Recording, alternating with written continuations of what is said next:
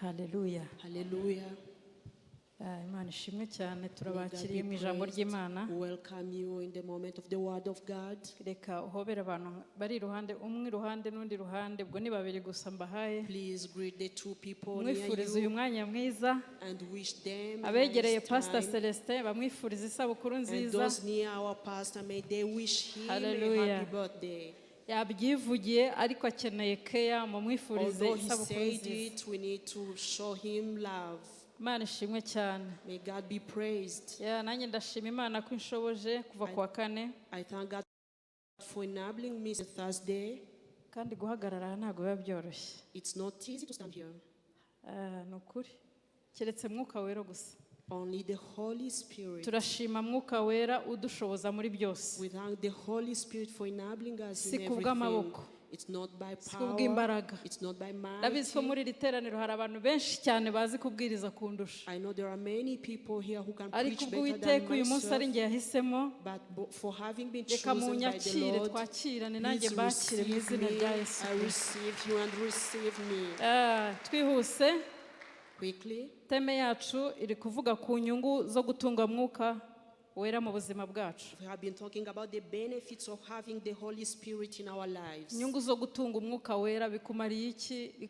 Bizakungura iki? Bikunguye iki? How important is it for you to possess the Holy Spirit? Ndimo gutekereza kuri iyi teme naravuze ngo sinshaka kujya ku nyungu ntabanje kureba icyo umuntu akora ari igiki. While preparing, I thought that I won't go to the benefits before showing what one should do. Ntitugakunda inyungu mbere yo gukora. Don't put benefits before actions. Inshingano zacu rero mbere yo kugira inyungu za Mwuka Wera Our responsibilities before getting the hari benefits icyo of the tugomba Holy gukora. Spirit. There are things Ibyo we might twabonye ku wa do. kane This is what we saw on Thursday. nabishyize mu bintu bitatu.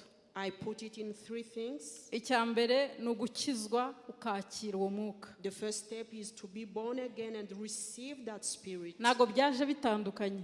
They are not different. Umunsi ukizwa ni nabwo Mwuka Wera yaje. You received the Holy Spirit the day you got Mwari mubizi? saved. Did you know this? Hallelujah. Hallelujah. Nta mpamvu yo gusengera Mwuka Wera kereka niba utarakizwa. Niba utarakizwa byo birashoboka birumvikana, ariko nimba warakijwe umenye ngo wa munsi ukizwa ni nabwo Mwuka Wera yagusutsweho. If you saved the day you accepted Jesus in your life, you received the Holy Spirit. You do not need to pray for the Holy Spirit separately. Icya kabiri ni inshingano yacu The ikomeye. second is also our responsibility. Kwemerera Mwuka Wera ko agukuraho agusanze, Allowing the Holy Spirit to shift you akakujyana kugutoza. and move you in your training Ntabwo ari area. ukuhaguma ngo agutoreze aho ngaho You agusanze. do not remain where you met him. Kandi aho mvuga si aho utuye.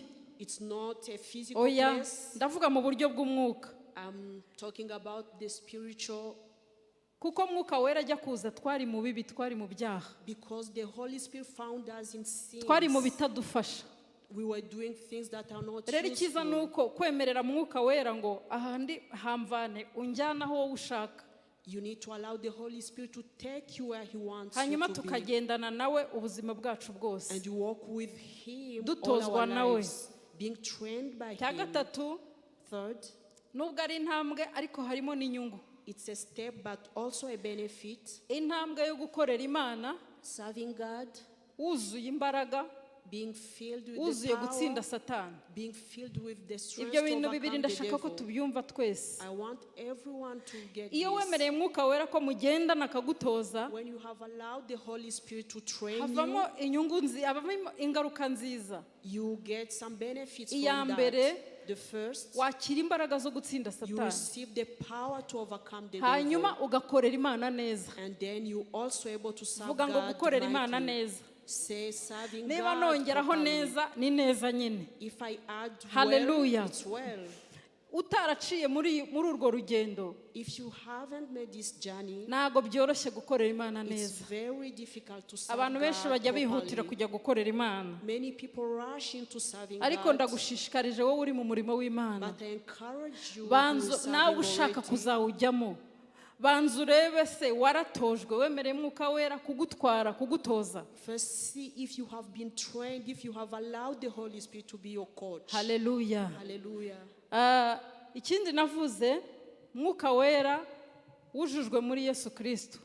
I said also that the Holy Wa Spirit munsi that was abatizwa kuri filled in Yorodani. Jesus, The day he got baptized at uwo the niwo Jordan, mwuka wera natwe twujuje. it's the same Holy Spirit Hallelujah. you have been filled Ntabwo with. ari imyuka ibiri They are itandukanye, not two different ni spirits. umwuka wera umwe uva ku Mana It's Data wa the twese. same Holy Spirit that comes from Niwe our yaje Father. kuri Kristo amaze kubatizwa avuye It's muri the same Yorodani. Spirit that was manifested on Jesus when he Benshi has bumvise been ijwi baptized. ry'Imana. Many heard the voice of God. Mwuka wera yaje kuri Kristo ngo mu ishusho y'inuma ahagarara kuri we. He came to Jesus in the shape of a dove. Ijuru rirakinguka, Imana iravuga ngo uyu ni umwana wanjye nkunda. The heaven was Cyane. opened and God said, "This is my beloved Hallelujah. son." Ngo kandi mumwumvire. And listen to Uwo him. mwuka wera narindi kuvuga ngo niwo natwe twujujwe. I was saying that is the same spirit you have Twasomye been muri filled Tito with. ibice 3 umurongo wa 4 kugeza kwa We 6. write in Titus chapter 3, Ndasomaho 5 na 4 to 6 kubw'igihe. 5 to 6. Handitse ngo iradukiza itabitewe n'imirimo yo gukiranuka twakoze,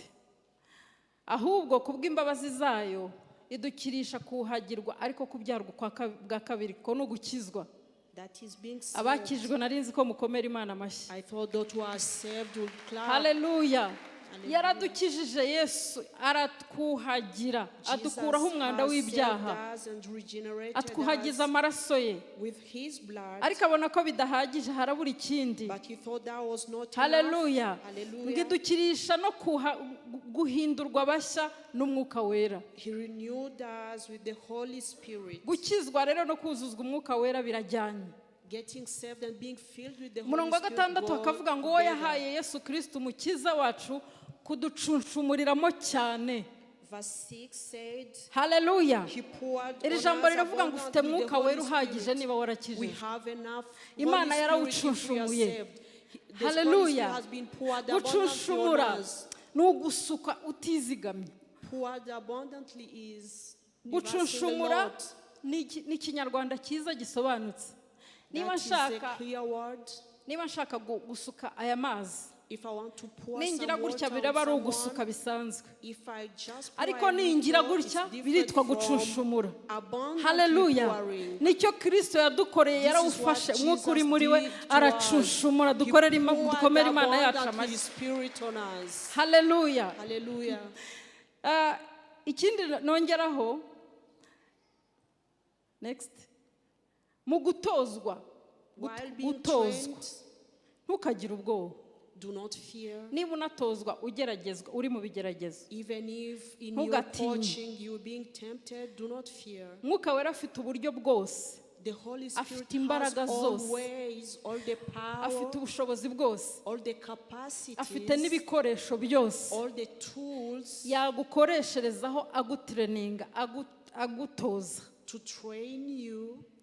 Ibyo byose and all that, abikora mu rukundo rw'Imana. he does it with the love Niyo of God. mpamvu niba hari n'ikigeragezo wanyuze muri mu gutozwa, which is the reason if you have been tempted while trained, niba hari n'icyo ukirimo uyu munsi kubwo even if gutozwa, you still going through ntutinye, temptation, do not fear. ntutinye. Do not fear. Byose biba mu rukundo rw'Imana. All is surrounded Hallelujah. by the love of God. Harimo ababigeramo rero bagatinya, Sometimes God agatangira no kwitotombera Imana ngo ibise kandi bije gute, agatangira kubaza Imana ngo ntarakizwa ngo ibi bintu sinabibonaga ngo none ntangiye kubibona nkijijwe ngo ibi ni ibiki mwari mwabumva babivuga. Nyiri umupagani bino bintu ntibyambagaho. Ujye umusubiza ngo nuko urimo gutozwa. Tell those people it's because Hallelujah. you're being trained. Nihagira ubikubwira ukabona ashaka gusubira inyuma, ujye umufata ukuboko umubwire ngo impamvu nuko urimo gutozwa. If someone comes to you and tell you that they are being tempted, kandi umwongerereho ijambo ngo urimo gutozwa mu rukundo rw'Imana. And add that they are being trained Hallelujah. in the great love of God. Abisiraheli ntago babimenye. Israelites didn't understand this. Bari kuva muri Egiputa kabaciyeho ako kantu. They missed this point. Ubundi Imana yari irimo kubajyana i Kanani. God was taking them to Canaan. Ariko irangije iravuga ngo nibabe batinze mu butayu ho gato mbatoze. But they delayed in the wilderness to be trained. I Kanani aho bajyaga hari umurimo ukomeye cyane. There was a great ministry waiting for Imana them in yari Canaan. ifite y'amahanga 6 ishaka ko batazaturana nayo. God had to destroy the 6 nations that irayababwira bakiri mu butayu. And they were informed about this in the wilderness. nimugerayo muzarimbure ubwoko bwaho bwose butari ubwanjye. Abanyakanani, Abaheti, Abamoni, Abaferezi, n'ubwoko nka 6 cyangwa 7. There were 7 or 6 nations. Kuko yari bateguriye umurimo ukomeye I Kanani. Because a great ministry was waiting for them in Canaan. Kandi nanone kuko yashakaga ko bazagera I Kanani bakibera mu gihugu cy'amata n'ubuki kitagira ibibazo. And because they need to live in a land free of problems. Banza kubatoza. They had to be ihitamo kubatoreza mu butayu. And they were training ariko bararangara ntibabimenya. But they were distracted and didn't recognize this. Tell your neighbor, do not get distracted. Hallelujah. While being trained. Mubwire neza ngo ntukajye urangara mu gutoza. Tell them, do not get distracted while being trained. Iyo usomye mwitangirira ibice 37 Genesis chapter 37 24 kugeza kuri 26 verse 24 to 26. Nako kuva hariya naho muhandike hari imirongo myinshi nagiye nkora ntago twayisoma yose cyo nshaka kuvuga ni mu kuva kuva ibice 13 umurongo wa 17 kugeza ku 18 haravuga ngo Farawo amaze kurekura ubwoko bw'Imana ngo baragenda ariko Imana ntiyabacisha mu nzira inyura mu gihugu cy'Abafilisitiya nubwo yari inzira y'ubusamo. When Pharaoh let the people go, God did not lead them in the road through the Philistines' country, through that was surer. Kuko Imana yibwiraga iti abantu be kwicuza ubwo bazabona intambara ngo basubire muri Egiputa. For God said, if they face war, they might change their mind and return to Egypt. Ngahubwo Imana ibacisha ibizigu ibanyuje mu nzira y'ubutayu. So God led the people around by the desert road toward the Red Sea. Mu gutozwa niko Imana yari yateguye. This was the plan of God for their training. Ariko ngo bagere mu butayu batangira kubona ubutayu. But they saw the wilderness while batangira kubona inzara. They were hungry. Batangira kubona inyota. They were thirsty. Ntibasobanukirwa icyo Imana ikoze. And did not get what God was doing. Hari ibintu Imana izakunyuzamo. God will take you through hard times. N'ubutaratojwe neza uzayoberwa ibyari byo. Uzatangira winube. Mana dore ntinze gushaka. Dore abakobwa beza bashatse muri 25. Dore ngewe ngejeje muri 30. Chabugufu baze Mwuka Wera ngo urashaka iki hano. Mana dore ntinze kubyara. Abandi bamama iyo bashatse bahita babyara. Dore ntinze kubona akazi. Mana dore abandi iyo bamaze kwiga bahita babona akazi. N'ibindi byinshi tujya turundanya. Ariko iyo watojwe tega amatwi Mwuka Wera ukabaza ngo se hano urashaka ko bigenda gute. Guhugurwa neza, kwigishwa. Hallelujah. Na Yesu usomye Mariko igice cya mbere umurongo wa 13. If you read Mark chapter 1, umva ukuntu byari bimeze. Yagiye mu butayu, turi bugisome kiriya gice ni nacyo shingiro ry'ubutumwa bwiza tuvuga ahangaha. Mariko igice cya mbere umurongo wa 13 umva uko havuga. Mark 1 verse 3. Amara y'iminsi 40 ageragezwa na Satani aba hamwe n'inyamaswa abamarayika bamukorera. Uwo ni Yesu. Yesu arabatizwa muri Yorodani. Jesus was baptized in Jordan. Yuzura Mwuka Wera. And was filled by the Holy Spirit. Ngo Mwuka Wera niwe wamufasha mujyana mu butayu. And the same Spirit led him in the wilderness. Ufata Mwuka Wera ngo umuzana umuyobora ahubwo ugire kabari we ukujyana akuyobora. Don't manage the Holy Spirit. Hallelujah. Hano hantu dufite umwanya twahavuga cyane cyane. Mwuka Wera yaramutwaye amujyana mu butayu. The Holy Spirit led Jesus in the wilderness. Ahantu yaramujyanye ni mu nyamaswa. Where he was taken was the place for ni n'ubutayu. Ubutayu nyine ni ubutayu. In the desert. Hallelujah. Hallelujah. Ariko ngo agereyo Imana iravuga iti ntago nzamurekera mu butayu wenyine. When Jesus reached there, God said, I won't leave him imwoherereza abamarayika kumukorera. He sent angels Hallelujah. to serve him, to iyo minister turimo to him. gutozwa ntugatinye. Don't get afraid when you're being trained. ijisho ry'Imana riba rikuriho. The eye of God is on you. Nubona urimo gutozwa cyane mu bigeragezo, When the temptations ukagira reach you ubwoba, during your training, don't be ijisho afraid. ry'Uwiteka waguhamagaye gutozwa riba rikuriho. The eye of the God that Hallelujah. calls you is Benshi upon rero you. naho ngaho basubirira inyuma bagatangira gucika Mwuka Wera. That's why many people backslide Avuga ati binge ntago and get nabivamo away of the pe. Holy Spirit. Ibi sinabishobora. They say this is Yesu too yari much kumwe for me. n'inyamaswa, Jesus was with n'intare, wild n'inyamaswa animals, zose nyine, many ariko animals, n'abamarayika bari bahari. but angels were there too. Haleluya. Hallelujah. Gutozwa kwacu muhumure, emerera Mwuka Wera gutoze. Humura ijisho ry'Uwiteka rizakubaho. Allow the Holy Spirit to train you because the eye of God is Kubera upon iki? you. Why? Kuko Imana irashaka ko numara gutozwa neza Because God wants uzagenda that after your ukayikorera, training you go and serve kandi Him ukayikorera unesha Satani. and serve Him while defeating Hallelujah. the devil. Hallelujah. nawe ubundi iyo utabyemeye gutyo When you don't accept this ugahinda umushyitsi principle ntiwemere kwigishwa, and get afraid and refuse ujya to be gukora trained, ugakorera Imana ariko uri umunyantege nke. you go serving God while being weak yourself. Amen. Hallelujah. Amen. Hallelujah. Turi kumwe ngo tuvuge amen cyane. Say hallelujah. Hallelujah. Amen. Mu gutozwa kwa Yesu rero In Jesus' training, yaratsinze neza, atsinda Satani 100%. He overcame the devil at 100%. Hallelujah. Hallelujah. Na n'uyu munsi ubutsinzi bwe nibwo turimo. We still living in that victory. Yagiye mu butayu, ahari inyamaswa, ahari inzara, ahari He went inyota. to the wilderness where there was hunger, there were Satani animals, amugerageza mu buryo butatu. and he was tempted in 3 ways. Uburyo butatu Mwuka Wera yabunganirijeho cyane, narabisengeye, Mwuka Wera The arabisobanurira Holy neza. Spirit clarified these temptation ways. Uburyo to bwa me. mbere yatojwemo The first way he was trained ni ukudatinyisha uyu mubiri twambaye. is not to be submitted to the body. Muzi ubwoba bw'umubiri. You know, the fear. Ubwoba bw'umubiri ni bwinshi cyane. It's a Umubiri lot. wikanga cyane, umubiri uratinya cyane. Our bodies get shaken. Satani niho yahereye ku mubiri wari And ushonje. that's where the devil started. Aramwegera, amubwira He gutya, ijambo approached him barishireho and told Matayo him, 4 Matthew chapter 4, 2 kugeza kuri 4. verse 2 to 4. Kuko yari ashonje, Because he was Satani hungry, aramwegera. the Satan came Ijambo to ry'Imana him. rivuga ngo umushukanyi. He was the liar.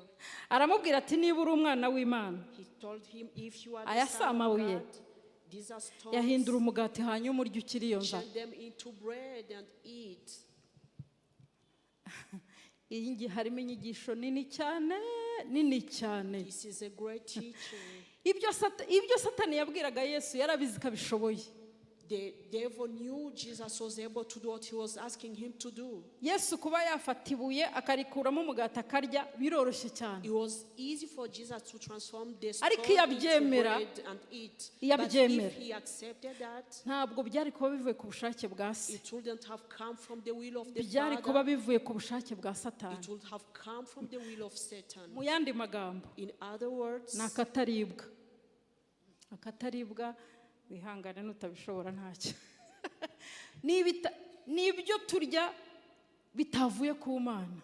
anything we eat that does not come from God is Umugisha prohibited. wacu abakijijwe The blessings of the saved, the ni born again, ukwakira, is ni receiving, ugutungwa is n'ibiva mu living ijuru from ku what Mana. comes from heaven. and the Hallelujah. Father. Hallelujah. Ibindi byose uzakoresha, Anything that you can use, ibindi byose uzarya bitavuye ku Mana, anything that you can eat bitavuye that mu does not bushake come from bw'Imana, the will of uzaba God wabihawe n'umushukanyi will come from the liar. kubera ubwoba. Out of fear, Reka mbabwire, hari abantu benshi banze kuva aho bari bari ngo batozwe, many people have refused to be baguma trained muri to bya leave byaha their byitwa places ibyaha bidutunze. and dwell in the sins that are Muzi ibyaha offering bitunze livings umuntu? to them. Do you know what are those Muzi sins? ibyaha byitwa ngo birantunze ntago nabirekura. You know the sins that we say they Uyu make us, bosi they offer us nintasambana nawe living. aka kazi sinzaba nkikabonye. You say if I don't go Icyaha into kigutunze. prostitution, I won't Mu get bucuruzi the bwanjye job. nintakoresha uburiganya nkacuruza neza ngasora neza ntago nzunguka. If I Icyaha pay the kigutunze. taxes, my business will not go forward. That is a sin. Ibyo nibyo biryo Satani yashakaga kugaburira Yesu. This is the kind of the food Satan wanted to offer to Ibiryo Jesus. bishingiye ku irari ry'umubiri n'ubwoba The bw'umubiri. food that is based on the lust of the body. Ariko nkuzaniye inkuru nziza. But I have good news Niwemera for you. gutozwa, If you accept ukemera to be kumera nka trained, Yesu, if you accept uzabwira to be like Satani ijambo Jesus, nk'iryo Yesu yamubwiye. will be able to Yaramubwiye tell ngo Satan, haranditswe ngo will umuntu tell ntabwo him it's azatungwa n'umugati written, gusa, the ahubwo man shall azatungwa not n'amagambo live meza on bread aturuka mu only, kanwa but also k'Imana. from the words Haleluya, that comes from the mouth of the Lord. haleluya. Ese hari Hallelujah. ijambo ryiza ujya wumva ryaturutse mu kanwa k'Imana Do you wararyumvise? sometimes hear the words that come from the mouth of Iyo urimo God? gutozwa uraryumva. When you getting trained, you hear those Amen. words. Muri kwa gutozwa n'urukundo rw'Imana ujya wumva ijambo.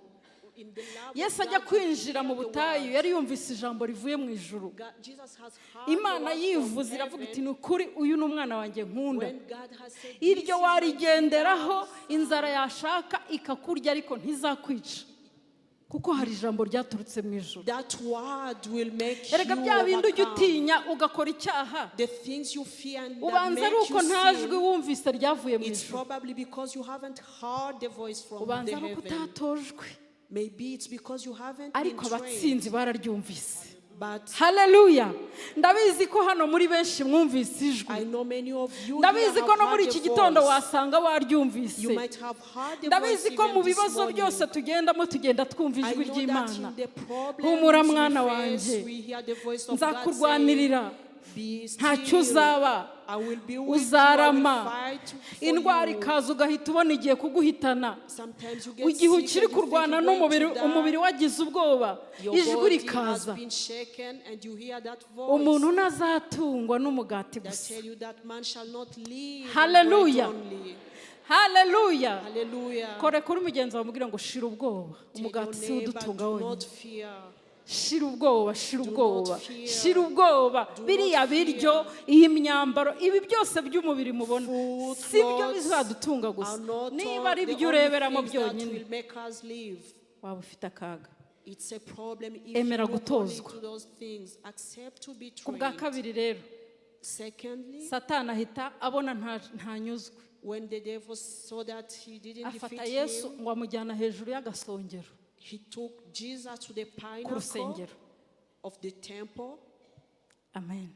Amen. Agasongero k'urusengero. The pinnacle of the temple. Ahandi amujyanye, He did not take him amujyanye ku anywhere rusengero. else. It was about the temple. Reka nkubwire, Let me tell you this. utegereje ko Satani azakugeragereza hanze gusa y'ibyo wizera? Maybe you think the devil will tempt you out Satani of your azagusanga belief. no mu byo wizera. He will even attack you in Ku what you gasongero believe. k'urusengero ni muri bya bindi wizeye. The pinnacle of the temple is what you believe Umwanzi in. ntazahatinya. The devil will not fear that too. Umwanzi ntago He azahatinya. will not fear that area N'ubu too. wicaye aho waje kumva ijambo ry'Imana, Even if you seated here biroroshye listening ko to the word gusanga of God, akakongorera, twe nkaba ndi hano nigisha utaraha, it's possible uri that ahandi he can wagiye. whisper to you Kuko niba and yaratinyutse Kristo, prohibit you from listening to the yagutinya gute, preaching. yantinya gute? How would he fear you if Dore uko yamubwiye rero, he afforded Jesus? He gatanu told him kugeza kuri this. gatandatu. Matthew 4, Umwanzi 5 to aramujyana, 6. amujyana mu murwa, amuhagarika ku gasongero k'urusengero. Then the devil took him Aramubwira to uti the niba uri holy umwana city w'Imana, and had him stand on the ijugunye highest hasi, point of kuko the temple. haranditswe ngo izagutegekera abamarayika bayo bakuramire mu maboko yawo ngo udakubita ikirenge If you are the hasi. son of God, he said, throw yourself down, for it's written. Ibyo bintu Satani yarabwiye Yesu yabishobora pe. Jesus was able to do all this. Yari Satan was kubishobora telling him. kumanuka. Sinzi agasongero k'urwo rusengero rw'i Yerusalemu I uko don't rwo know kari how the kameze, pinnacle was, ariko Yesu afite ubushobozi bwo gusimbuka akavaho. but Jesus had the power to jump from that Ariko iyo point. abikora, But if he had ntabwo yari done kubikora that, bivuye mu ijuru, it wouldn't have come yari from the kubikora bitewe heaven. na Satani. He would have done that due to the Wizera Satan's iki muri iyi minsi ya confrontation. none? What do you believe in Ibyo these wizera days? biva ku Mana? Do you believe in what comes from God? Mujya mwumva ubuyobe abantu bagiyemo? Do you hear what people have Uzi ko evolved udatojwe into? neza ubuyobe bw'iki gihe bwagukurura You'll be bukagutwara, attracted by the modern heresy if you do not get ugatangira well kwizera trained. ibintu bitava ku Mana. You will believe in things that do not come from Ibitangaza God. ukabyizera cyane ukabikanurira ariko bitaturutse mu We ijuru. believe in the miracles that do not come from Mu heaven. byo twizera In whatever we believe wirinde in, umwanzi. Please be wirinde mindful gutega of the amatwi devil. umwanzi. Do not listen to Izera the Imana mu enemy. bumana bwayo ukwiri. Trust God in his. Benshi barayobye baragiye. Many have left. Benshi bari mu nyigisho z'ubuntu bizera ubuntu barakora ibyaha uko bashaka bakavuga ngo Imana yabivanyeho Yesu yarabibambiwe. Many have embraced the grace gospel that say that everything has been taken away. Agasongero bakaguyeho. The pinnacle has been removed. Agasongero k'urusengero bakaguyeho. The pinnacle of the temple does not exist for Ariko them abatojwe anymore. neza. But those who Hallelujah. have been well Hallelujah. coached and trained, Abatojwe neza ntitugerageza Imana. do not try to Tuyizera tempt mu God. bumana bwayo icyo yavuze cyose tukacyizera. They believe in everything God has Kuko said. tuzi neza yuko igitangaza naho itagikora. Because they know that even if he did Nibutse not Seduraka accomplish na the Meshaki na miracle, Bedenego imbere ya remember Shadrach, Nebukadinezari. Meshach, and Abednego before King Arimo Nebuchadnezzar, kubabwira ati murizera ko Imana ntago mwibeshye. when he asked them if they were sure that their God, Muri suri ko Imana mwizeye iri babavane muri ritanura ry'umuriro. their God who was able to save them from the furnace, Hari ibyo Satani azagukangisha. the devil will put you Buriya ku some amazing gasongero things. k'urusengero hari Satani yashaka gukangisha Yesu ati turebe niba At uri the umwana pinnacle w'Imana of the hamanuke temple, turebe. the devil wanted to try to see Hari if ibyo Jesus azagukangisha kugira ngo ugerageze will Imana. manifest that he was the Son of God. Maze utangire maze iyo utahuguwe rero iyo utigishijwe When you haven't been well taught and uratangira trained, ukavuga ngo mu izina rya Yesu you start praying Mana in the Mana name of yanjye Jesus. aka gasongero sinzakavaho I ubwo will ni not iki leave kutazakagwa this point, this wanakagwa. pinnacle. You might die Reka even there. nkubwire erega iyi si turimo ni ubutayu. Our world Ngiye is kubwira a n'ikindi kintu. wilderness, Ntago byose ari ngombwa ko tubibonera. and we do not have to wait for everything Mwabyumvise here. hari n'ibyo tutazabonera ahangaha. There are things that we'll never get Hari n'ibyo on earth. hari n'ibyo tuzasengera ntitubibone. There are even things we will pray for and Hallelujah. never receive. Umuririmbyi yararirimbye ngo nyemerera Mana, nyemerera Mana. The singer sang, allow me God to walk Gendane with nawe you. mu butayu nta Because there is cyiza nothing gihari. good in the wilderness. Seduraka na Meshaki na Bedenego Shadrach, baramubwira Meshach, baterega and mwami Abednego nta n'ikintu Said tuvugana to the nawe. king, we have nothing to Turabizi tell ko iyi you. Mana ishobora kudukiza uyu We know muriro that our God is able to save us from the ariko furnace. itanadukijije. But even if he didn't, Itanadukijije even if he ntabwo doesn't, bizatuma tujya kuramya iki We'll gishushanyo never, cyawe. we'll never Haleluya. worship Aho umwanzi yakugeze hose image. niba Wherever waratojwe the ujye enemy witegura will ibintu take bibiri. you, be ready for two Aha things. hantu ndi Imana yanahankura God can take me out ariko of this place, itanahankuye but even if he doesn't, izakomeza iba Imana he will yanjye. still be my God. Haleluya. Hallelujah. Maze nubimenya ureke kugeragereza Imana ureke kuguma hejuru When you y'agasongero understand this, you will Imana stop y'ibitangaza tempting izankiza God and ujye remain wongeraho to the ngo naho pinnacle. itankiza. And say, even if Imana he yanjye doesn't nizeye save me, izampa inzu ariko ujye wongeraho my n'akandi ngo God naho will give itampa me a inzu house, but even if izakomeza ari he Imana doesn't give me yanjye. a house, Haleluya. he will still be my yewe God. wewe mugore utarabyara ujye uvuga uti Imana yanjye igomba kumpa umwana byanze Dear bikunze woman iki ni waiting igitangaza for ntege children. ujye wongeraho ariko itanamumpaye As you pray izakomeza for kuba children, Imana say yanjye. that my God Haleluya. will still be my Iyo ni God, imvugo even if y'abanesheje, I'm iyo ni imvugo childless. y'abatojwe This neza is bakanesha the Satani. language of those who have been trained and who have Satani overcome the ntiyanyurwa devil. aragaruka ajya kugerageza Yesu mu by'ubutunzi. And then the devil attacked Jesus on the possessions. Mwavuga ngo amen. Hallelujah. Turacyari kumwe muvuge amen. Say amen. Aragaruka ngo amujyana noneho mu mpinga y'umusozi. He took him again on the Niba top of warareshyaga the nk'amo Kigali mountain. simbizi. I don't know how tall Niba wari was that nk'ikirunga mountain. ntago mbizi. I don't know how it was. Amuhagarika amupozisiyona neza n'ubutunzi bwose bw'isi. And he positioned him where he could see anything Aramubwira in the ati mva world. rero And told him, ibi bintu byose ndi kukwereka dore umurwa dore abantu dore ubukire dore nupfuka mukandamye. look at everything I'm showing you. If you can Ibi byose worship me, ndabiguha. bow down before me, I will give to it all to you. Haleluya. Hallelujah. Iri jambo rigeze ahangaha When it reached Yesu this noneho stage, ararakara. Jesus Ku murongo wa 10 was aravuga angry. ngo genda Satani. Verse 10, he says, go away, devil. Kanze mbabwire bakristo bene data. Let me tell you this, brother. Ubu butunzi Properties, hazaca uwatojwe. is a complicated bwira step. mugenzi wawe ngo hazaca uwatojwe. Only those trained will ubundi overcome abanyarwanda this. bajya bavuga ngo hazaca uwambaye none hazaca uwatojwe mu mwuka. This will be overcome by those ibintu who have been Satani yari trained by the yeretse Holy Yesu Spirit. The things that the Satan showed nibyo Jesus twirirwa twahagira dushaka. are the things we run after daily. twarahagiye twarashize, We pant for all twakanuye those amaso things. twaraye tudasinziriye. Our eyes are wide ukareba mu open kirere for ukabara those things. ukabara. We can't even sleep for those things. ariko Yesu yarahatsindiye. But Jesus overcame Hallelujah. again. yarahatsindiye aramubwira ati sinazanywe no kuramya imitungo. He said, I did not come to worship. yaravuga ati nta nubwo nazanywe no kuramya icyubahiro ngo And I ngipfukamire, did not come ahubwo to bow naje down gupfukamira data. before aramubwira man. ngo I haranditswe came to ngo bow down haleluya before the haleluya. Father. And he said, it's written, haranditswe ngo ujye uramya Uwiteka wenyine. worship the Lord your God alone. yemwe batunzi muri hano, yemwe bakene muri hano, ibi ngibi poor byashyikira and rich umukene, people, byashyikira This umukire. can come to kuramya anyone. ubutunzi biroroshye ko To bishyikira buri worship wese mu cyiciro cye. materials can arrive to anyone. aha Yesu yatsindiye. Where Jesus abatojwe neza overcame, nibo bazahatsindira. only all those who are well trained ukabaho will utaramenya overcome here. icyubahiro cyawe. Understanding that your glory is not to uyu be musozi worshipped. Yesu yarahagazemo ukawumanukaho neza ukika hasi ugaha Imana icyubahiro You cyawe. will get out of the top of the wabona mountain and ubutunzi pass down and umva, worship sinzi God. ubutunzi mufite, sinzi uko bungana, I don't ariko know how ubwo much ugezeho you bwose uko possess, bugenda buzamuka bugera ku musozi but ukajya however umanuka big ugashyira it amavi is, hasi ukavuga ngo please ntabwo ari ubu bend butunzi down ndamya ndaramya and Uwiteka Imana confess yanjye. that you do not dukomere worship Imana what amashyi you kuko twe have, ntabwo but turamya your ubutunzi. God. We do not Haleluya. worship properties. ntabwo turamya icyubahiro cyacu habe We do n'icy'abantu. not bow down before abatojwe our own neza glory because we have been ntibazatwarwa well n'ubutunzi. trained. tuzatsinda nk'uko Kristo We will yatsinze. overcome as Jesus overcame. waba ubufite uzatsinda niba waratojwe neza, Whether waba you utabufite are nabwo rich or ntuzaburamya. poor, umutima you wawe will ntuzaramya overcome ubutunzi. if you have been well uzaca trained. bugufi uvuge ngo You will ntunze humble ntatunze. yourself and say, hari may I ijambo be rich or poor? Pawulo yigeze kuvuga. Once Paul said, yaravuze ngo ubu nzi gusonza, ngo he said, nigishijwe, I know what it feels to be ngo hungry. nigishijwe gusonza, I have been trained to be ngo hungry nigishwa no guhaga,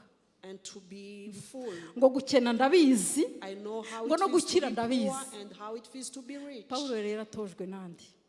Who had trained Paul? uzasoma amateka y'uko yakijijwe, uzasanga how ni he Mwuka got Wera saved. waje aramwitoreza wenyine. It's this Holy ntabwo yahuye Spirit na that came to him pasiteri, and trained him. ntabwo yahuye na He wasn't a ferimisoma pastor barimu or bacu bajya bigisha, yahuye The na Mwuka Wera. teachers, it was the aremera Holy Spirit aramutoza. that trained him. arangije And he avamo umugabo accepted to uvuga be ati trained. ntabwo wankangisha ubukire kuko nzi no gukena And he ndabizi was cyane. able to say, you can't bring property ntabwo to me because I know wankangisha how it is nta na to kimwe be wankangisha. poor. nigishijwe gusonza ndabizi I know how no it feels guhaga to be ndabizi, hungry and how ariko it muri feels ibyo to be byose icyo full. nge ndeba ni iki? ni In icyubahiro cy'uwo everything nkorera. what I look at is Haleluya. the glory of my master. Haleluya. Hallelujah. gutozwa neza, Being well trained. gutozwa neza. Being well mujya mwibuka trained. Nebukadinezari Remember mwami w'i Nebuchadnezzar? Babuloni, ujya wibuka king of ngo yitegereje Babylon.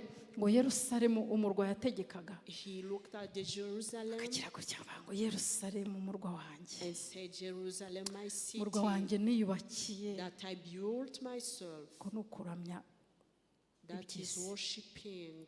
bwira mugenzi wawe ngo Imana ikurinde kuramya iby'isi. Tell your neighbor, Izina may rya God Yesu. prevent you from worshiping material. Next. iyo wanze gutozwa rero, When you refuse to be trained, iyo wanze gutozwa when na you Mwuka Wera, reject the training of the Holy Spirit, ingaruka mbi ni uko utanesha. the consequence is that you ubaho uri do umuntu not utanesha, overcome. ubaho uri umuntu umva, You dwell in ubaho uri defeats. umuntu w'umunyantege nke. You are ibyo mu weak, mwuka often, wapi, and ukaza can't ukaba catch what is umunyembaraga, spiritual. ukaba best performer wa buri mwaka, You can ako wagera become mu the by'umwuka best ugasanga uri performer in your work, hasi. but when it comes to spiritual things, you hari always down. n'amasengesho duhora dusenga, mana ko numva imbaraga, mana ko numva imbaraga. sometimes- subira inyuma ujye kureba uko watojwe. You keep praying, asking for strength, but look at how you've been trained. Abakorinto ba mbere 1 Corinthians ibice 10 umurongo wa mbere kugeza ku wa chapter gatandatu. 10, verse 1 to 6. mwarishyiraho 1 Corinthians chapter 10, verse 1 to 6. ndarivugaho gatoya tugiye dukomeze. I will shortly speak about ngo bene this. data sinshaka ko mutamenya yuko basogokuruza bose bari munsi ya cya gicu kandi yuko bose baciye mu nyanja yigabanyije. Abo ni Abisirayeli. He is speaking about Israelites. Bose baciye mu nyanja, bose bari munsi y'igicucu cy'Uwiteka Imana. Ngo bose bakabatirizwa muri icyo gicucu no muri iyo nyanja. Usiko ariho nahise nsobanukirwa kumbe buriya guca mu nyanja itukura Abisirayeli bari barimo kubatizwa batabizi. Cya gicucu cyahoraga hejuru yabo, nijoro kikihindura inkingi y'umucyo, ku manywa kikihindura inkingi, nijoro cyabaga inkingi y'umuriro, ku manywa kikaba inkingi y'igicu. Kumbe burya nacyo cyari kirimo kubabatiza. Bose bakabatirizwa muri icyo gicu no muri iyo nyanja. Next. Bose bagasangira ibyo kurya by'umwuka n'ibyo kunywa by'umwuka. Kumbe kwa gutozwa kwabo ntago bahishuriwe. Ntago bahishuriwe yuko rwa rutare Mose yakubise rukavamo amazi. Ntago yari amazi asanzwe, yari ibyo kurya by'umwuka. They did not understand the rock that gave them water was not normal water but spiritual food. Kuko banywaga ku gitare cy'umwuka cyabakurikiraga, kandi icyo gitare cyari Kristo.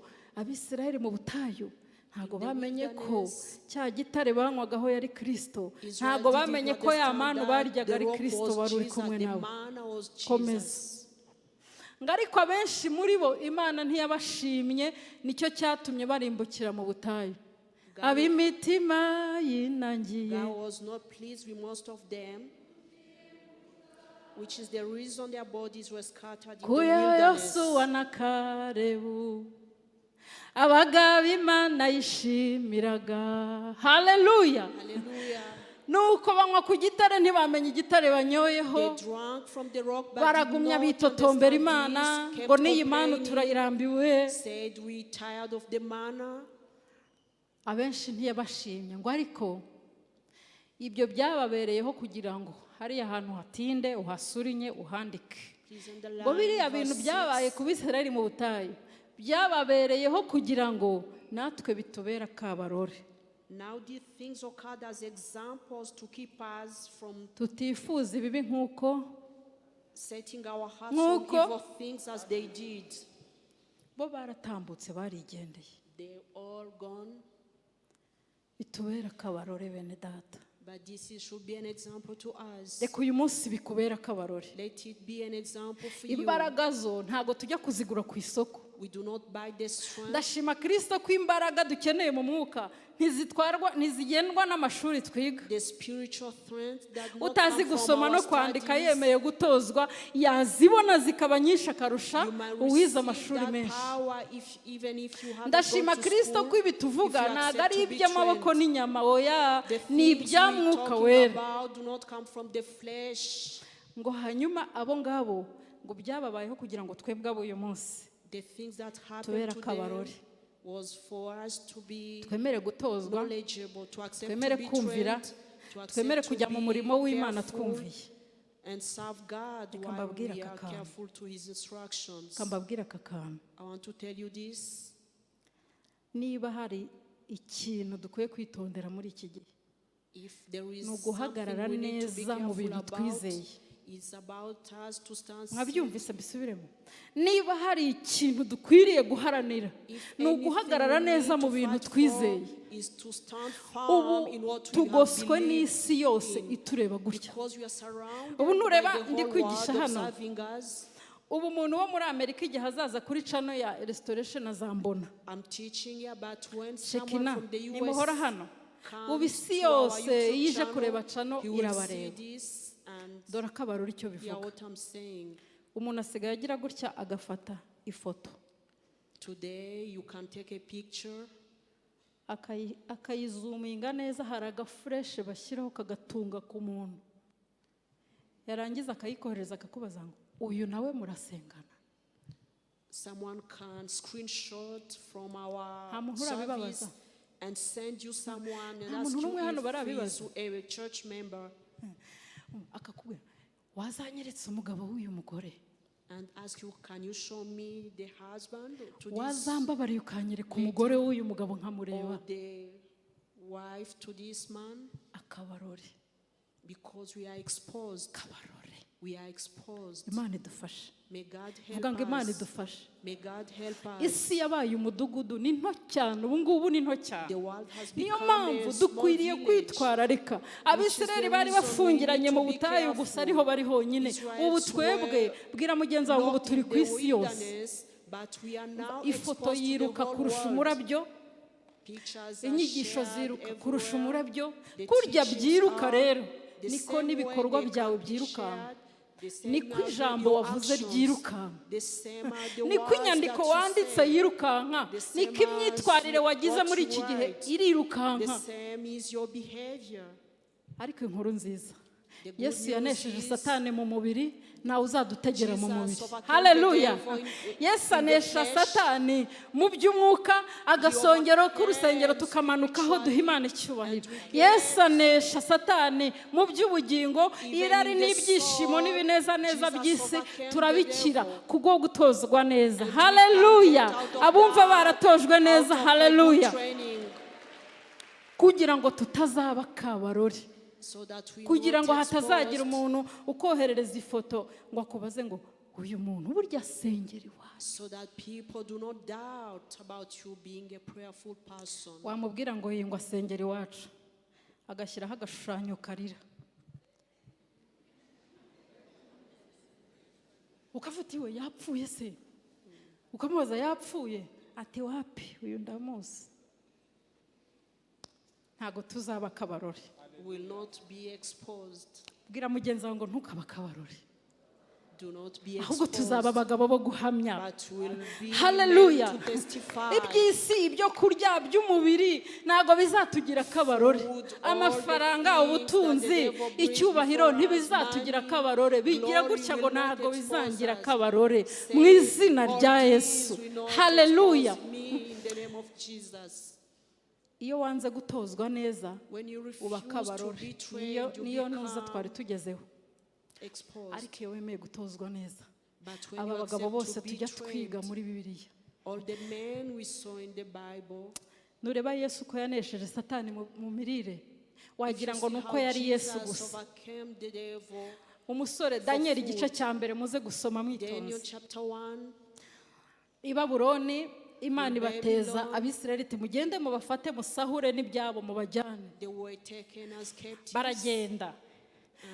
Umwami w'i Babuloni aragenda arabazana bose abagira abanyage. Arangije afata n'ibikoresho byo mu nzu y'Imana ajya kubishyira mu ngoro z'ibigirwamana. Umwami arangije avuga gutya, abwira umurinzi, niba ari umurinzi w'inkone simbyibuka neza, aramubwira gutya, genda udutoranyirize abasore beza beza inyuma hano b'igihagararo cyiza, badafite inenge kandi bigishijwe kwiga mu ishuri, bafite ubumenyi. Muze kubisoma wenda simbivuga neza. Bafite n'ubwenge. Kandi abo basore ntubakure mu baturage, ubavane mu bana b'abami n'abatware. Abantu batari abaturage batazagera n'ibwami ngo bahatinye bahinde umushyitsi. Yabashakiraga iki? Babwira icyo yabashakiraga? Ngo batozwe, nibarangiza bazajye gukora mu ngoro y'Imana ze. Kankubwire, ufite impamvu nyinshi yo gutozwa cyane mu mwuka. Kuko nutemera ko Imana ikurokirita ikagutoza, Satani aza kurokirita. Abo basore yaraje kurokiritamo ni abasore bari buzuye ijambo, maze bagize ibyago baza gufata Daniel na bagenzi be. Umwami yari yatanze itegeko gutya, aba basore kuko mbashaka basa neza, babyibushye, buzuye, ntacyo babuze mu marangamutima, ntacyo babuze, bajye barya ibyo ku meza y'umwami, banywe na vino y'umwami. Niba hari umusore mwegeranye umumbariza ati wari kubireka? Ngo maze Daniel agambirira mu mutima we kutiyandurisha ibiryo by'ibwami. Haleluya. Umusore watojwe mu mwuka wuzuye neza ngo yegera wa murinzi arabwira ati wanyemerera nkagusaba. Twebwe tuzajya turya ibishyimbo tunywe n'amazi. Ku meza ateguyeho inyama z'amoko yose, ibiryo by'umwami murabyumva, ibinyobwa by'umwami murabyumva. Bahitamo ibishyimbo n'amazi. Ngo kubera iki? Ngo batiyandurisha ibyo biryo. Because they did not want to defile themselves with that food. Bivugiye iki? Why am I saying Bivugiye this? iki? Why? Reka mbivuge nsoza.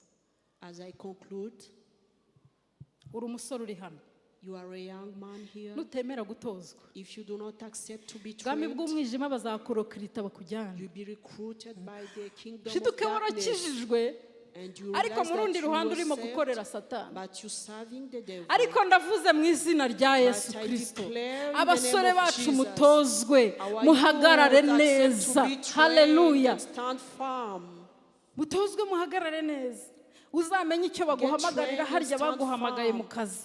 Uzagenzura ibyo bakugaburira. Kugaburira nturebe ibishyimbo gusa, urebe ibyo bakwigisha, urebe akazi urimo gukora, ugenzure. Urangiza uhitemo ibitakwanduza umutima wawe. And you will see what can defile you.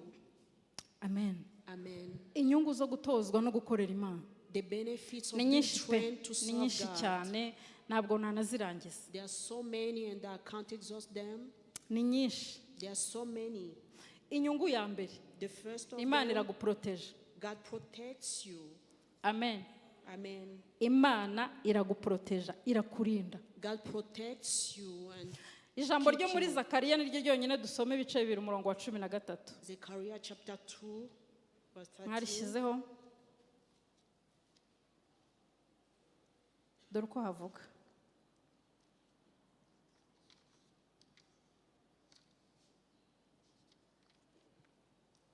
Zechariah chapter 2 verse 13.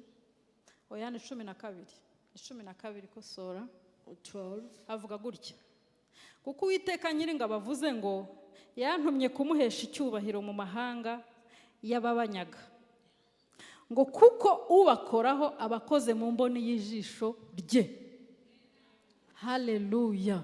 The Lord will Niwemera gutozwa neza ugakorera Imana neza, if you accept to be trained and serve God umuntu properly, uzagutunga urutoki gutya, whoever touches you, nujya umureba nushaka ujya umwihorera, do not even azaba arutunze mu respond mboni to them, y'ijisho because ry'Imana. they will have attacked God. Mwanyumvise ngo mukomere Imana amashyi. Put your hand together if you have heard me. Protection ikomeye. Great protection. Kuko ukorera Imana neza, Because you serve kuko God, wumvira umwuka w'Imana, because you listen to His ikizajya kugukoraho Spirit, gutya si wowe kizaba gikoraho, will not be kizaba attacking kirimo you gutunga actually. mu mboni It y'ijisho will be ry'Uwiteka facing ukorera. God, the God you Niyo serve. mpamvu Farawo yahagurukanye n'ingabo ze ngo bakurikiye This Abisiraheli. is why when Bageze Pharaoh ku stood nyanja, his ngo hand to Abisiraheli attack babona ko Israel, babegereye bicitse, and when ngo maze Israel Imana felt imanura ijisho ryayo mu were ijuru. closer, Ujya utekereza ririya jisho, ngo irareba ngo yitegereza ingabo z'Abanyegiputa. God looked at the Ijambo Egyptian ry'Imana riravuga ngo army, bahita bacikamo igikuba ako kanya. and they were Uko niko afraid. Imana ijya igenzereza This is abayikorera how God neza does for iyo those hari who serve ikibateye. them when they are Haleluya. attacked. Timoteyo, Pawulo yandikira Timoteyo wa mbere ibice 2 umurongo wa 3. Timothy Aravuga ngo chapter gutozwa k'uyu 4 mubiri verse 3. kumara igihe gito. Ni uko igihe gito. Ngo ariko kwitoza mu buryo bw'umwuka ngo bifite umumaro muri iki gihe cya none, ngo no mu kindi gihe kizaza. Haleluya. Inyungu yacu y'iby'umwuka ni iby'uyu munsi ubu nyine, ni iby'ikindi gihe. Inyungu habiri niko Yesu yabwiye Petero, amubajije ati twasize ibyacu turagukurikira, abagore bacu twarabasize, imitungo yacu twarayisize, none bizagenda gute? Yesu aramubwira ngo ibyo mwasize byose bizakubwa inshuro 100. Haleluya. Ngo kandi nitugera no mu ijuru ubugingo buhoraho burabategereje. Haleluya. Inyungu ni nyinshi we, inyungu ni nyinshi, ariko bufasha izo basi Imana izakurinda nk'urinda imboni y'ijisho rye. Imana izaguhaza uburame, Imana izaguha umugisha, ngo bazatungwa nibiva mu maboko yabo, ngo bazagwiza amahoro mu isi. Amasezerano ni menshi cyane, ariya nayo abakorera Imana neza bumviye Mwuka Wera. None kandangize, ihangane ndangize, ko tugoswe n'igicu cy'abahamya benshi cyane. Since we are surrounded by a great army of uyu munsi dusoma bakadukomeza akakubwira ati humura, dore Petero yarahanyuze, dore Paulo yarahaciye, humura, dore barahaciye. Those who have went through these things and that encourage us. Kuri uyu munsi wo kugerayo nitugera hariya, ntago bazaba barabo kugukomeza, bazaba arabo kukubaza bati, when we go to heaven they will not be encouraging you but asking you what happened to you, ibyo umwuka byagiye he cyagiye, where did you keep the spiritual things? Nabwo bazaba batugose they will still be surrounding us.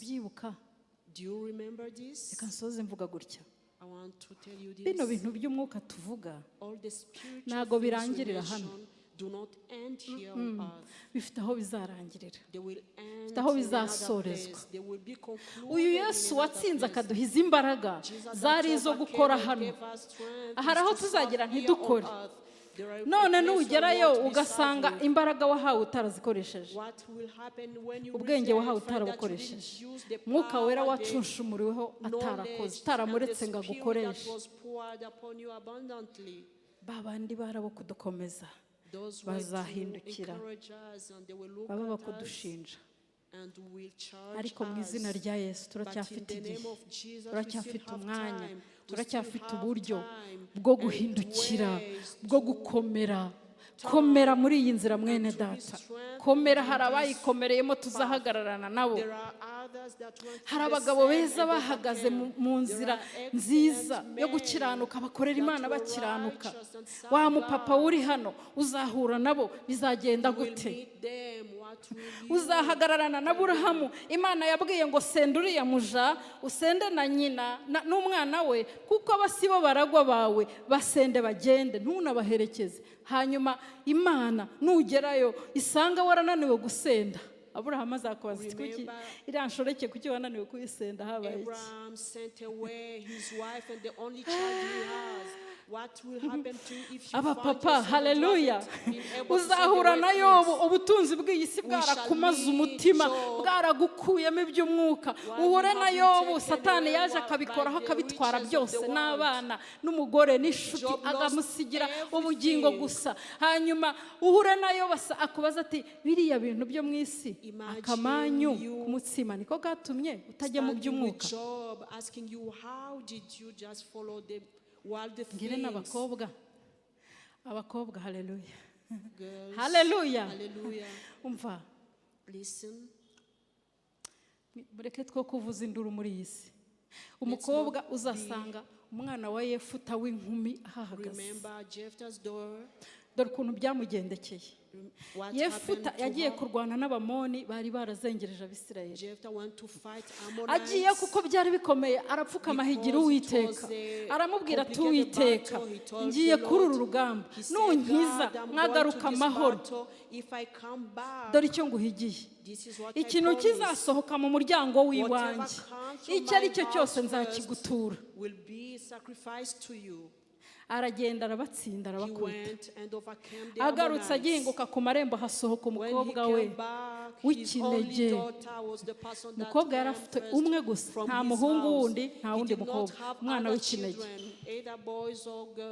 Uzahagararana nawe, How will you stand wowe near muri to iyi si Jephthah? wirwa utaka wirwa Imana ngo ndapfuye mana dore ngize imyaka iyi n'iyi sindashaka kandi rwose dore imyaka irimo iransiga dore uko umukobwa wa Yefuta yabigenje ngo Yefuta yahise yikuramo imyambaro y'urugamba arayishanyagura yikubita hasi hanyuma araboroga umwana we araza papa biwaye iki se ugenze gute se papa wamubwira amakuru amubwira ati mwana wanjye dore njya kujya ku rugamba dore ni gutya nahize Uwiteka none ni wowe usohotse mva umukobwa we ukamushubije yaramubwiye ngo papa niba ari Uwiteka wabihigiye mpigura njyewe mpigura haleluya kuko wabimuhigiye ugatsinda njyewe ndemeye mpigura angira mbwa atari kumpe akanya gato nge mbanze nge kuririra ubukumi bwanjye hanyuma ninza untambe umpigurire Uwiteka uzahura n'umwana wa Yefuta haleluya abajene b'abasore haleluya abasore haleluya mwihangane iminota mikeya ndimo gusoza no kugira ngo utekereze ko naga ibyo turimo by'umwuka ntibirangirira hano niyo mpamvu bifite agaciro hano bifite n'agaciro aho tuzajya abasore uzagenda uhagararane na Yosefu Yosefu nyirabuja yaramugerageje yamurushaga amaboko yari umuyobozi we aramugerageza ngo baryamane Yosefu aravuga ati sinshobora gukora icyaha gisa gutya ari nyirabuja hano ngera afite ashatse kumufata ku ngufu akuramo ikote ryari musigira ati wenda sigarane ishati wenda niba ari n'ipantaro nayo isigarane ariko ndakomeza gukiranuka kwanjye haleluya abasore uzahaba uhagararanye na Yosefu nko kukubaza ati niko wananiwe kuva mu busambanyi gute irari ryarakunaniye pe mu by'umwuka urabikerenza ugumana icyaha wananiwe kwiyambura wananiwe gukuramo ishati yawe bino bintu ntabwo nari nabiteguye mureke mbivuge mbirangize haleluya turacyari kumwe mwarambiwe muracyakunze haleluya abasaza bari hano nibo nari nsigaje umusaza uri hano n'umukecuru ubu isi turimo ya none irwanya iby'umwuka tangira kugira 50 byamungukare yavuze ngo se ngo namwe ba 50 ngo ubwo murashaje numva aranshekeje burya basigaye batangira gusaza kuri 45 akubwira ati dore warasenze umva urashaje rwose pansiyo yawe irageze ruhuka basaza mwe mugira gutya ngo haleluya hari imbaraga zikorana n'abasaza n'abakecuru iyo bemeye gutozwa umusaza witwa Simiyoni n'umusaza reka mbanze mvuga kuri Simiyoni wenda wenyine Simiyoni yabaye aho akibera mu rusengero asenga reka muvugane n'umukecuru witwa Ana uyu Ana yari umukecuru yapfaka afite imyaka 7 umujene Mariya yarapfakara yarataragira umwana hanyuma umugabo aramusiga ijambo ry'Imana rivuga ngo kuva icyo gihe apfakara nabyo kujya gushaka ntabyo kujya ngo aba mu rusengero aba umuhanuzikazi aba mu rusengero ari umunyamasengesho we n'uyu mupapa ukuze cyane Yesu avuka abantu bananiwe kumumenya neza ariko ngo umunsi baturuka hariya baje kumwinjiza mu rusengero kumusengera ngo Simiyoni na Ana nibo bahagurutse muri urwo rusengero ni babiri gusa bari bamumenye bashaje uzi icyo bivuze nta gusaza mu mwuka kubaho niba uri na hano ufite 80 nje kukubwira ijambo mu mwuka ntago basaza nta myaka yo mu mwuka ibaho karibu niwe wavuze agize 80 aravuga tuzi ko cya gihe ndwana urugamba afite 40 n'uyu munsi mfite 80 nkaba numva ngifite za mbaraga zo muri 40 ntabwo zari iz'umubiri yavugaga zari iz'umwuka haleluya. Abasaza n'abakecuru mwisaza mu mwuka, ibyo gukora biracyahari, ibyo gukora biracyahari. Abantu iteraniro ringana nka gutya cyangwa se riruta babona Simiyoni wenyine na Ana nibo bonyine. Simiyoni araza aterura Yesu, aranezerwa ngo yuzure umwuka wera, ngo aravuga ngo Mana yanjye ndagushimye ngo kuko mbonye agakiza k'Abisiraheli ngo karasohoye ndakabonye, ngo nushaka unsezerere nigendere. Haleluya. Ni ukuvuga ngo icyo yashakaga ni iki? Yahoraga asenga, yahoraga yinginga, ategereje agakiza k'Abisiraheli. Musaza uri hano, mukecuru uri hano, ujye utegereza iki?